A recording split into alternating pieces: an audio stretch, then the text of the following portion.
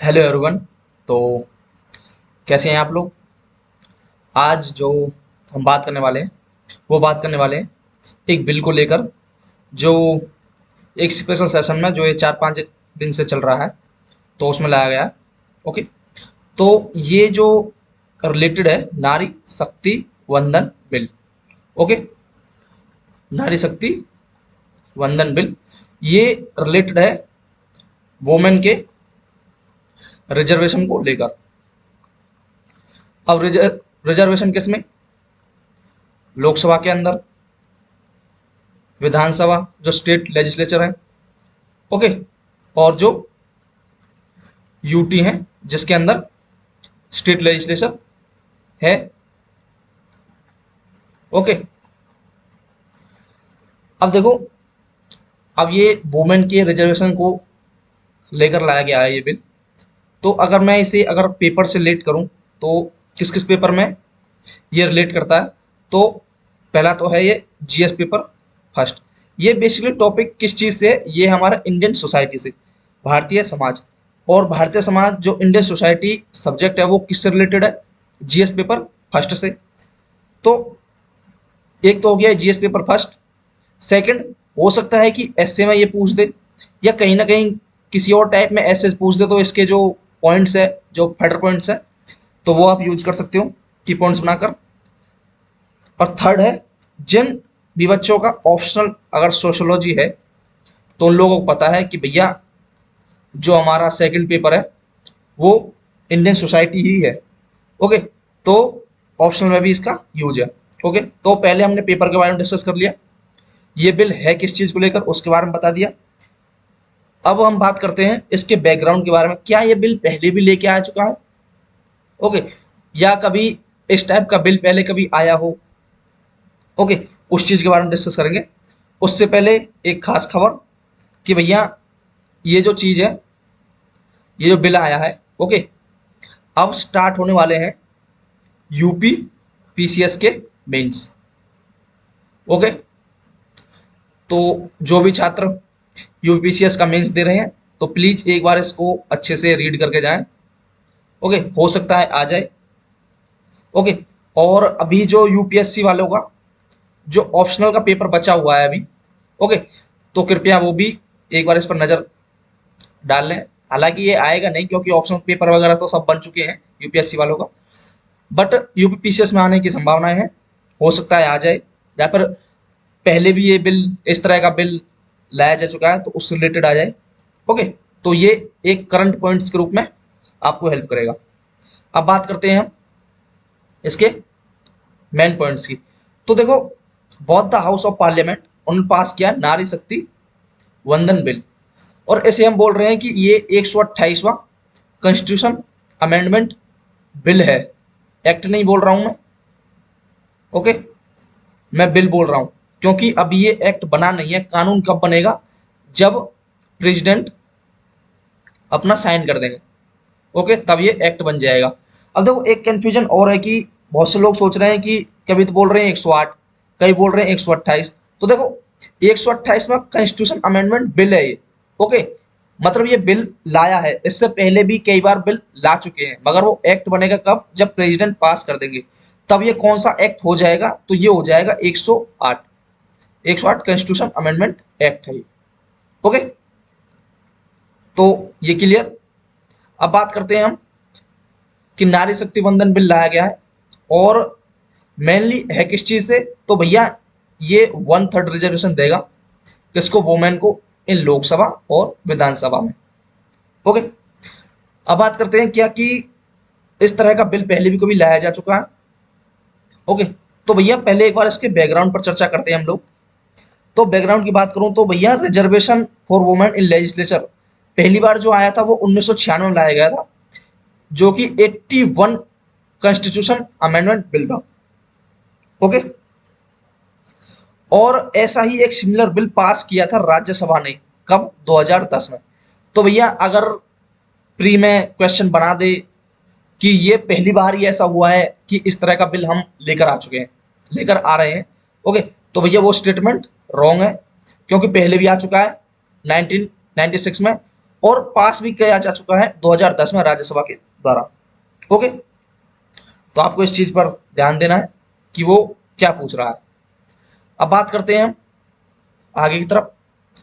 तो 1/3 बात की है कि भैया 1/3 रिजर्वेशन दिया जाएगा वुमेन को।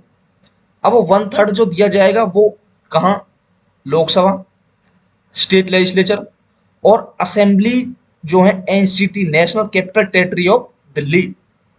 ओके, उसमें अब देखो, अब लोकसभा में अगर हम इस बिल को लेकर आ रहे हैं, ठीक है, अब जब हम कॉन्स्टिट्यूशन अमेंडमेंट कर ही रहे हैं तो भैया क्या कुछ इंसर्ट होगा, इसे हम जो रिजर्वेशन दे रहे हैं वुमेन का, तो वो जो सारी सारी चीजें हैं वो मेंशन कहाँ रहेंगी, कोई आर्टिकल होगा या क्या चीजें होंगी या किसी और आर्टिकल में हम इन्हें ऐड करेंगे। तो भैया एक आर्टिकल इंसर्ट किया जाएगा कॉन्स्टिट्यूशन के अंदर, article 330A, 330A। Okay, Lok Sabha के प्रोविजंस इसमें दिए जाएंगे कि भैया लोकसभा में 1/3 रिजर्वेशन है वुमेन के लिए। ओके, और ऐसे स्टेट के अंदर स्टेट वालों के लिए आर्टिकल 332A, ठीक है, ये ऐड किया जाएगा। अब देखो, अब यहाँ पर दो चीजें आपको समझने की है। मैंने जो यहाँ पर लिखा है वो लिखा है मैंने इंसर्ट किया है। ओके, और यहाँ जो दिल्ली वाले में मैं बोल रहा हूँ कि अमेंडमेंट किया है आर्टिकल 239AA। ओके, तो मैं आपको बता दूं कि नेशनल कैपिटल टेरिटरी के अंदर दो जो आर्टिकल हैं, 239AA और 239A और B, ठीक है। जो A और B है, A B करके है, ये तो है भैया प्रेसिडेंट रूल से, कि अगर हमें दिल्ली में नेशनल कैपिटल टेरिटरी में अगर प्रेसिडेंट रूल लगाना है तो उसके लिए हमें 239AB के तहत हम लगाएंगे। और ये जो 239AA है, इसमें उसके प्रोविजंस दिए हुए हैं कि भैया वहां पर एक काउंसिल होगी, काउंसिल मिनिस्टर्स होंगे, सीएम होंगे, तो ये सारी चीजें इसमें है। तो इस वजह से हम इसमें अमेंडमेंट कर रहे हैं 239AA में।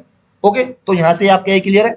जबकि लोकसभा और स्टेट असेंबलीज के अंदर हम एक नया आर्टिकल इंसर्ट कर रहे हैं 330A और 332B ए, सॉरी। ओके, तो ये क्लियर। अब बात करते हैं कि भाई हमने कि 1/3 रिजर्वेशन जो है हमने वुमेन को वो दे तो दिया, क्या इसकी कोई टाइम लिमिट भी है, क्या ये पूरी जिंदगी रहेगा?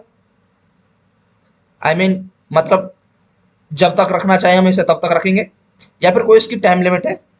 ओके, तो इसके लिए ड्यूरेशन दी हुई है कि भैया ये जो है 15 साल के लिए दिया जाएगा। ओके, जब ये एक्ट बन जाएगा, अभी तो बिल है, मगर जब ये एक्ट बन जाएगा तो उस एक्ट से, जिस दिन से एक्ट बनेगा उससे 15 साल के लिए दिया जाएगा। और क्या इसे हम एक्सटेंड कर सकते हैं? तो हाँ, बिल्कुल कर सकते हैं। इसे एक्सटेंड किया जा सकता है बाय द पार्लियामेंट। अब देखो, पार्लियामेंट, अब यहां पर एक चीज निकल कर आती है, क्या? यूनियन टिल्ट, यूनियन की तरफ टिल्टेशन, जो डिसाइड करता है हमारे यूनिटरी फीचर को। ओके, इसका मतलब क्या है कि भैया देखो, स्टेट के अंदर जब दिया है ये आर्टिकल, तो भैया उसे आगे एक्सटेंड करने की जिम्मेदारी स्टेट की होनी चाहिए। बट यहां पर कौन एक्सटेंड करने की जिम्मेदारी है? पार्लियामेंट की। ओके, तो ये क्या है कि भाई सेंटर कर रहा है उसमें। तो ये क्या दिखाता है हमें? ये दिखाता है हमारे यूनिटरी फीचर को। ओके, एक तरह से क्वाजी फेडरल फीचर। ओके, कि स्टेट के काम पर सेंटर काम कर रहा है। ओके, सेंटर बता रहा है कि ये करो, कि हम चूज करेंगे कि आगे एक्सटेंड करना है या नहीं करना है। तो ये हो गया, यहां तक क्लियर है। ओके, अब बात करते हैं, ये जो रिजर्वेशन दिया गया है, ये पीरियोडिक रोटेशन होगी सीट्स की आफ्टर सब्सिक्वेंट डेलिमिटेशन। अब देखो, जब भी कभी इलेक्शन होता है तो इलेक्शन से पहले एक डेलिमिटेशन कमीशन बनाया जाता है। ये डेलिमिटेशन कमीशन होता है under election commission of India. Okay, 324 के अंदर ही आर्टिकल। ओके, तो ये जो डेलिमिटेशन कमीशन है, ये जैसे जैसे बताएगा उस हिसाब से ये पीरियड्स जो इनका रोटेशन है सीट्स का, वो होता रहेगा रोटेशन वाइज 1/3 का। ओके, अब बात करते हैं आगे। यहां तक हमने देखा कौन कौन से आर्टिकल्स ऐड होंगे। ओके, किसमें अमेंडमेंट होगा, कितने साल के लिए होगा, आगे हम एक्सटेंड कर सकते हैं या नहीं कर सकते। कौन करेगा? पार्लियामेंट करेगी सेंट्रल लेवल पर, और स्टेट लेवल पर भी पार्लियामेंट ही एक्सटेंड करने के लिए बोलेगी। ओके, पीरियोडिक रोटेशन देख लिया। ओके, अब बात करते हैं, अच्छा हमने ये कहा कि भैया कॉन्स्टिट्यूशन को अमेंडमेंट किया जाएगा। ओके, तभी तो ये आर्टिकल्स ऐड होंगे। तो अब भैया उसे अमेंडमेंट करने का प्रोसेस क्या होगा? हमने बात तो कर ली कि भाई अमेंडमेंट करेंगे हम। ओके, बट वो अमेंडमेंट होगा कैसा? आपको पता है कि जब हम कॉन्स्टिट्यूशन अमेंड करते हैं तो उसके लिए भी अमेंडमेंट जो किया जाता है वो तीन तरीके से होता है। सिंपल हो गया, सिंपल मेजोरिटी, एक हो गया स्पेशल मेजोरिटी, और एक स्पेशल प्लस 50% स्टेट्स का अप्रूवल। ओके, 51%। तो ये हमारे अमेंडमेंट के प्रोसीजर है। तो इस प्रोसेस में क्या होगा? अब देखो, अब यहां पर बात करते हैं कि भैया ए majority of total membership of the house, एक तो ये चाहिए, प्लस ए मेजोरिटी चाहिए not less than 2/3 members present and voting. Means इसका मतलब क्या है कि भैया एक तो है, अब देखो मैं सपोज करके चल रहे हैं कि भैया ये 500 मेंबर्स हैं लोकसभा में, सपोज कर लेती है। ओके, ये हम सपोज कर ले भाई 500 हैं। तो इस 500 की जो टोटल मेंबरशिप है, मतलब ये 500 तो होगी मेंबरशिप, इसकी मेजोरिटी मेजोरिटी कब होगी? 50% प्लस 1। ओके, तो ये तो होगी मेजोरिटी। तो total membership of the house की मेजोरिटी एक तो ये हो चाहिए हमें। Okay, plus 2/3 of members present and voting. अब सपोज करते हैं कि भैया ये 500, ये तो हमने पता चल लिया कि भाई 500 है। ओके, ये मैं सपोज करने के लिए बोल रहा हूँ। ओके, कभी आप ये बोलने लगो कि सर इतने तो नहीं है, ज़्यादा है, 545 है, 552 है। ओके, तो ये मैंने एक सपोज किया है। ओके, तो अब बात करते हैं कि भैया majority not less than 2/3 of members present and voting. तो अब मान चलो 500 तो ये मेंबरशिप हो गई। अब इसमें से उस वक्त मान चलो कल ही ये सारी चीजें हो रही हैं, तो कल इनमें से 500 मेंबर्स प्रेजेंट नहीं है, 500 की जगह हमने मान लिया कि 400 प्रेजेंट है। तो इस 400 का 2/3 जो होगा, ठीक है, जो वहां पर प्रेजेंट है, तो उनकी वोटिंग भी चाहिए अपने को। Okay, I hope you understand, आप समझ गए होंगे। एक तो टोटल मेंबरशिप चाहिए, ओके, टोटल मेंबरशिप की मेजोरिटी, सॉरी, और एक जो मेजोरिटी चाहिए वो प्रेजेंट एंड वोटिंग की 2/3 से कम नहीं चाहिए। ओके, इतने तो चाहिए ही चाहिए भैया। ओके, आप समझ गए होंगे। तो दोनों हाउसेज में चाहिए। कभी आप ये सोचने लगोगे कि सिर्फ एक ही हाउस में ऐसा चाहिए क्योंकि हम लोकसभा में बढ़ा रहे हैं, तो हमें तो भाई लोकसभा में ही चाहिए भैया। ओके, तो both house of parliament separately, अलग अलग हाउस, राज्यसभा से चाहिए और लोकसभा से चाहिए। ओके, तो क्वेश्चन यहाँ पर बनाया जा सकता है आपको गुमराह करने के लिए बहुत आराम से कि भैया हमें तो सिर्फ लोकसभा में, क्योंकि जिस तरह से हम देख रहे हैं लोकसभा में सीट बढ़ेंगी, लोकसभा में हम जो आरक्षण देंगे, रिजर्वेशन देंगे जो वुमेन्स को, ओके, 33%, 1/3, तो क्यों ना इसे हम जो मेजोरिटी है जो अमेंडमेंट किया जाएगा वो total membership of the house और not less than 2/3 of members present voting, वो सिर्फ लोकसभा में ही करते हैं, राज्यसभा में नहीं करते। तो भैया ये स्टेटमेंट जो होगी वो गलत हो जाएगी। ओके, यहाँ ऑलरेडी दिया हुआ है कि भैया बोथ हाउस। ओके, अब देखो ये बोथ हाउसेस तो हो जाएगी, plus it will also require ratification by at least 50% of state assemblies by simple majority. 50% states का भी रेटिफिकेशन चाहिए, मतलब पास चाहिए, वो भी सिंपल मेजोरिटी से। ओके, तो हमने देखा कि भैया जो अमेंड करेंगे तो अमेंडमेंट कैसे होगा? मेजोरिटी चाहिए टोटल मेंबरशिप की ऑफ द हाउस, और मेजोरिटी चाहिए not less than 2/3 of members present and voting, दोनों हाउसेस से होगी, प्लस रेटिफाइड किया जाएगा 50% स्टेट से बाय सिंपल मेजोरिटी। ओके, अब ये हमने देखो क्या क्या समझा है। हमने समझा कि भैया इसका बैकग्राउंड पहले भी आ चुका है, पहले भी इस चीज के बारे में चर्चा हो चुकी है, 1996 में हुई, 2010 में राज्यसभा ने पास भी किया हुआ है एक बार। ओके, फिर इसके बाद 1/3 जो दे रहे हैं लोकसभा में, विधानसभा में और Delhi, national capital territory of Delhi. Okay, वहां पर तो लोकसभा के लिए हम आर्टिकल 330A ऐड कर रहे हैं, विधानसभा के लिए 332A ऐड कर रहे हैं और नेशनल कैपिटल टेरिटरी के लिए हम अमेंड कर रहे हैं किसमें, 239AA। ओके, और उसके बाद हमने अमेंडमेंट देखा, अमेंडमेंट कैसे कैसे होगा, किस तरीके से होगा, दोनों हाउसेस से पास कराना है ये। ओके, रेटिफाइड भी करवाना है 50% स्टेट से बाई सिंपल मेजोरिटी। ओके, हमने इसके टाइम पीरियड की बात की, कितने समय के लिए, कितने ड्यूरेशन के लिए दिया जाएगा, 15 साल के लिए दिया जाएगा। क्या हम इसे एक्सटेंड कर सकते हैं? जी हाँ, बिल्कुल कर सकते हैं। कौन करेगा? पार्लियामेंट करेगी। स्टेट लेवल पर कौन करेगा? पार्लियामेंट करेगी। क्या दिखाता है ये? यूनिटरी ट्रिटेशन को, क्वाजी फेडरल फीचर को। ओके, अब बात करते हैं कि हम जब इतना कुछ कर ही रहे हैं कि हम रिजर्वेशन दे रहे हैं भाई लेजिस्लेचर के अंदर, तो उसकी जरूरत क्या आन पड़ी भैया, नीड्स क्या है उसकी। Okay, needs for women reservation in legislature, क्या ऐसा कारण आ गया भैया, क्या जरूरत पड़ पड़ी हमें, जो हमें 33% ये 1/3 जो हमें रिजर्वेशन दिया देने की बात बोल रहे हैं हम वुमेन को। तो सबसे पहले तो बात करते हैं हम भैया कि लो रिप्रेजेंटेशन है वुमेन का इन पार्लियामेंट। अगर हम पार्लियामेंट के अंदर बात करें तो भैया जो वुमेन है उनका लेजिस्लेचर में और पार्लियामेंट में दोनों में ही जो रिप्रेजेंटेशन है वो बहुत ही कम है। मैं आपको आगे डाटा भी दिखाऊंगा कि पार्लियामेंट के अंदर कितना है। ओके, अब देखो पार्लियामेंट के अंदर यहां पर दिखाया है लेस देन 15%। ठीक है, उस वजह से हमें जरूरत है क्योंकि हमें इनका रिप्रेजेंटेशन बढ़ाना है। ओके, दूसरा है कि एवरेज जो रिप्रेजेंटेशन है वुमेन का स्टेट असेंबलीज के अंदर वो अराउंड 8% है बस। और एक चीज जो सबसे बड़ी जो चीज निकल कर आई है वो ये है कि भैया हमारे जो नॉर्थ ईस्ट के स्टेट हैं जहां पर हम डेवलपमेंट के लिए, इन्वेस्टमेंट के लिए ज्यादा कोशिश कर रहे हैं कि भैया वहां पर इन्वेस्टमेंट हो, हम एजुकेशन को बढ़ावा दें। ओके, मेडिकल फैसिलिटी, ये सारी चीजें, ट्रांसपोर्टेशन वगैरह, इसके लिए हम काम कर रहे हैं। ओके, तो वहां पर अगर मैं वुमेन का रिप्रेजेंटेशन देखूं लेजिस्लेचर के अंदर तो वहां पर भैया मिजोरम और नागालैंड 2 स्टेट ऐसे हैं जिनमें से एक भी वुमेन लेजिस्लेचर नहीं है, 0।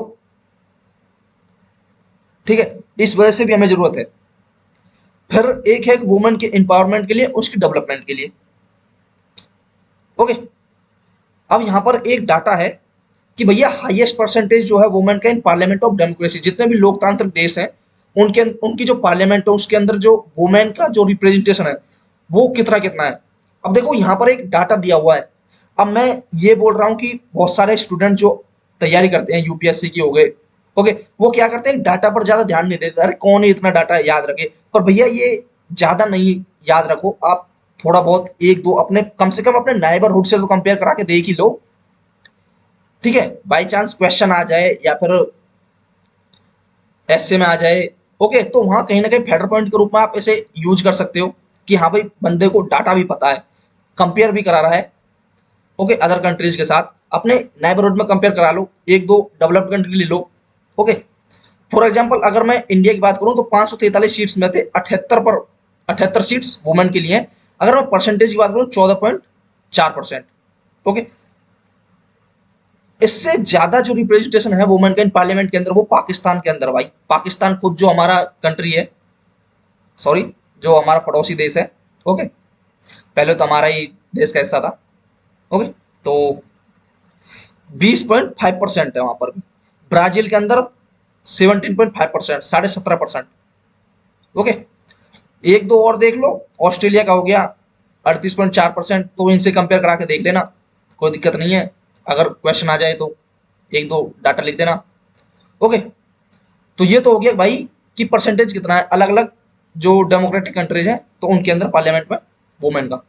ओके, अब बात करते हैं कुछ डाटा की। अब देखो ये जो डाटा जो मैं बता रहा हूं ना, ये जो डाटा है अब मैं आगे जो बताऊंगा, ये डाटा जो निकाला है वो निकाला है MOSPI ने, ministry of statistical and programme implementation.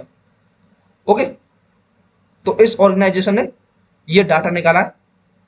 हम पहले बात करते हैं कि मैनेजरियल पोजीशन पर, मतलब जहां पर एक पूरे इंस्टीट्यूट को हो गया या फिर किसी बड़े ऑर्गेनाइजेशन को हो गया या फिर कहीं भी जो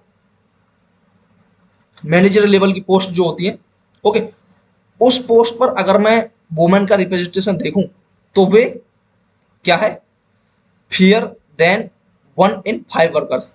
मत मीन्स अगर 5 वर्कर वहां पर मैनेजरियल पोस्ट पर है ना, तो उन 5 में से सिर्फ एक ही वुमेन है, बाकी मैन है, एक ही फीमेल है वहां पर मैनेजरियल पोस्ट पर, बाकी सब मेल है। ओके, अब देखो रेशो, अब देखो यहाँ पर आपको ये सारी चीजें याद करने की जरूरत नहीं है, बस आप जिस जिस स्टेट से हो वहां पर जो आप देख रहे हो, जो भी वीडियो आप लोग देख रहे हैं ये वीडियो को, तो आप जिस भी स्टेट से हैं वो आप अपने अपने स्टेट्स का एक बार याद रख सकते हैं। ओके, डाटा जैसे अगर मैं ये कहूँ कि भैया अब यूपीपीसीएस का एग्जाम आ रहा है मेंस का, तो आप उसे फेडरल पॉइंट के रूप में यूपी वाले स्टूडेंट्स आराम से याद रख सकते हैं एक दो डाटा कि भैया इतना इतना है।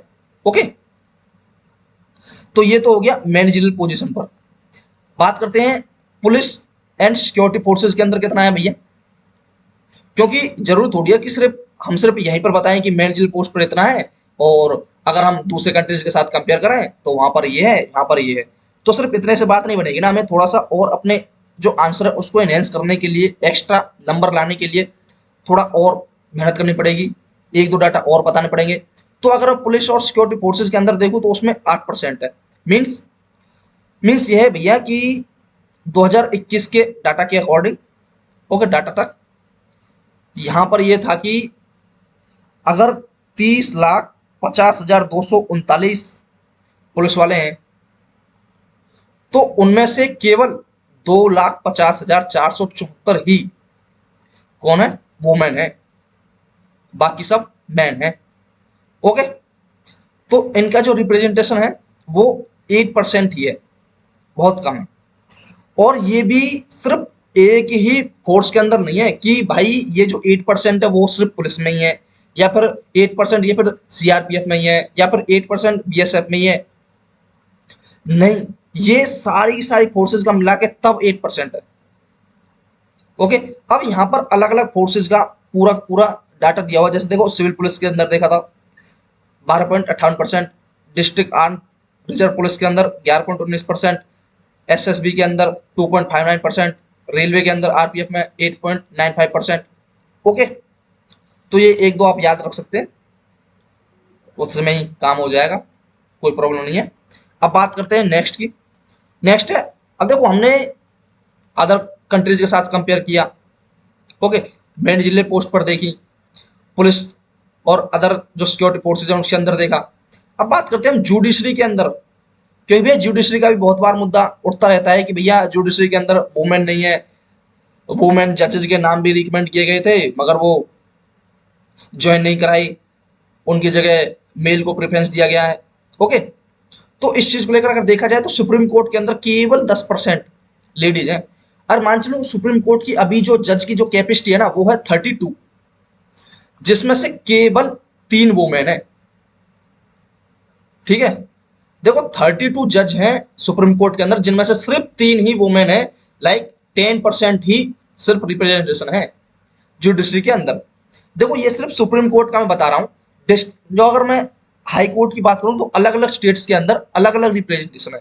लाइक अगर मैं देखूं कि सिक्किम हाई कोर्ट के अंदर देखूं तो 33.33%, ओके, तेलंगाना के अंदर 29.41%, ओके, दिल्ली के अंदर 23.51%, गुजरात में 21.43%। तो इस तरीके से है। और यहाँ पर भी अगर देखा जाए तो भैया यहाँ पर खुद देखो, इसमें 3 स्टेट तो हमारे नॉर्थ ईस्ट के ही हैं, फिर देख लो मणिपुर, मेघालय और त्रिपुरा, पटना और उत्तराखंड, यहाँ पर 0 है भैया, वुमेन है ही नहीं। ओके, तो यहाँ पर वुमेन का हाई कोर्ट में रिप्रेजेंटेशन है ही नहीं भैया, जिसमें से 3 स्टेट्स तो हमारे नॉर्थ ईस्ट के हैं। और हाँ, इससे पहले भी हम 2 स्टेट्स के बारे में चर्चा पहले ही कर चुके हैं जहां पर 0 लेजिस्लेचर में 0 रिप्रेजेंटेशन है। ओके, अब बात करते हैं, हमने जुडिशरी देख लिया, बात करते हैं हम जो मैं आपको बता रहा था कि भैया हम यूनियन लेवल पर पार्लियामेंट के अंदर बात करेंगे काउंसिल ऑफ मिनिस्टर्स में कितने, तो काउंसिल ऑफ मिनिस्टर्स में देखा जाए 14%। अब देखो जो रिप्रेजेंटेशन है ना वुमेन का in central council of minister, central council of minister की बात कर रहा हूं मैं, स्टेट की नहीं।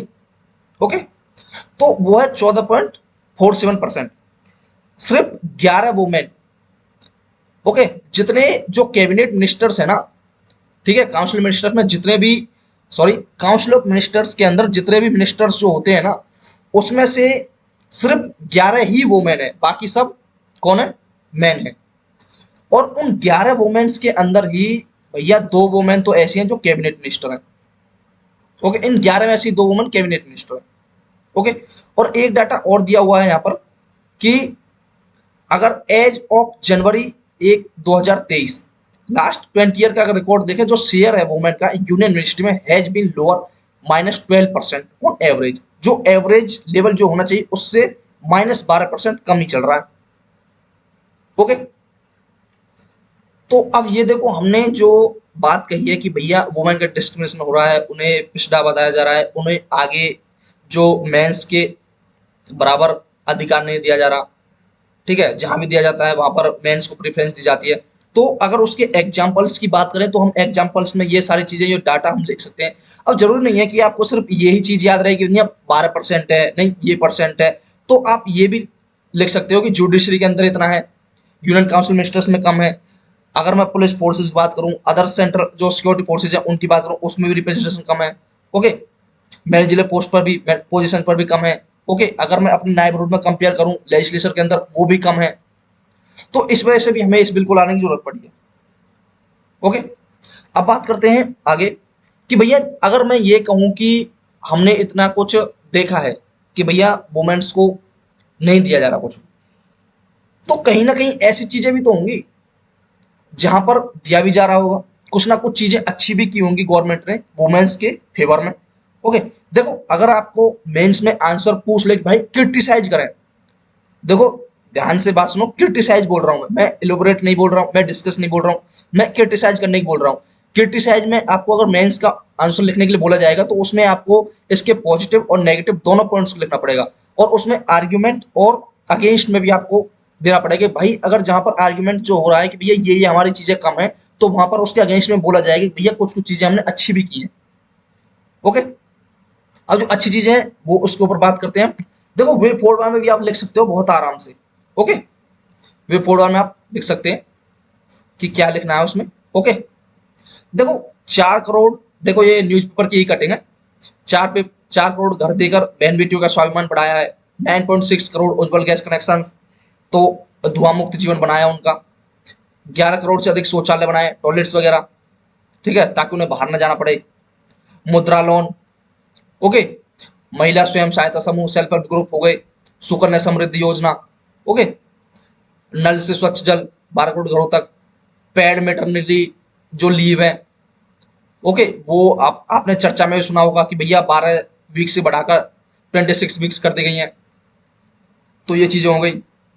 3 तलाक की प्रथा समाप्त कर दी, ठीक है, उससे मुस्लिम बहन बेटियों की गरिमा सुनिश्चित हुई है।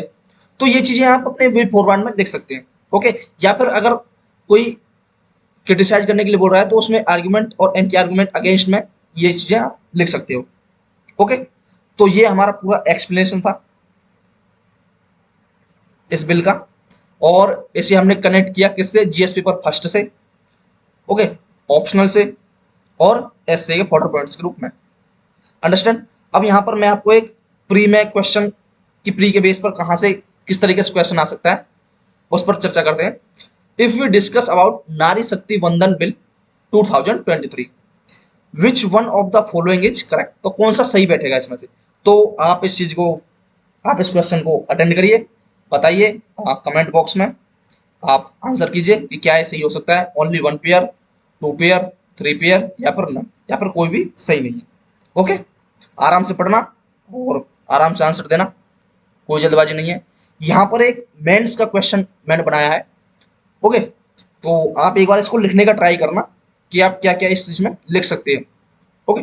कि today we have completed 77 years of independence, but oppression of women and considering them inferior still continues. Underline the recent reform done by the government to promote women's right empowerment, give them equal rights as women. तो क्या है कि आज हमारे 77 साल, मतलब इस year में कंप्लीट हो चुके हैं हमारे आजादी के, मगर जो वुमेन्स के राइट्स को दबाया जा रहा है, उन्हें हीन समझा जा रहा है, तुच्छ समझा रहा है, ओके, कहीं भी अगर एक वुमेन है और एक मैन है, उन दोनों में से अगर प्रेफरेंस दिया जाएगा तो जहां पर प्रेफरेंस दिया जाता है वो मैन को ही दिया जाता है।